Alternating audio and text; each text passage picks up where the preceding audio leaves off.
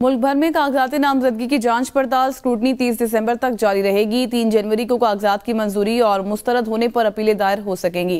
Returning अफसरान की आसानी के लिए ऑनलाइन सहूलत मरकज इलेक्शन कमीशन सेक्रेटेरिएट में कायम।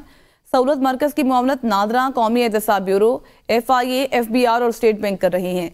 सहूलत मरकज 24 घंटे काम करेगा। इस खबर से मुतालिक आपको बताएं कि इलेक्शन कमीशन की जानिब से अपीलों पर फैसला करने की आखिरी तारीख 10 जनवरी रखी गई है।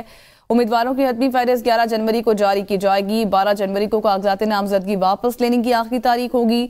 13 जनवरी को तमाम उम्मीदवारों को इंतखाबी निशान अलॉट किए जाएंगे। तर्जुमान इलेक्शन कमीशन के मुताबिक रिटर्निंग अफसरान की जानिब से मौसूल शुदा उम्मीदवारान कवाइफ ज़रूरी के लिए इन पर काम करेंगे और इन इदारों को भिजवाए जा रहे हैं।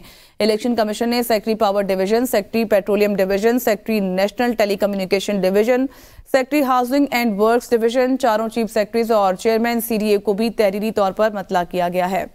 तर्जुमान का कहना था कि उम्मीदवारों की फहरिस्त का इजरा 24 दिसंबर 2023 को किया जा चुका है। ना दहिंदा उम्मीदवारान कागजात नामजदगी की जांच पड़ताल के दौरान मोरखा पर्चेस्ता 30 दिसंबर 2023 तक मुतल्लिका रिटर्निंग ऑफिसर से रुजू करें। ना दहिंदगान से वाजिबात की वसूली यकीनी बनाई जाए।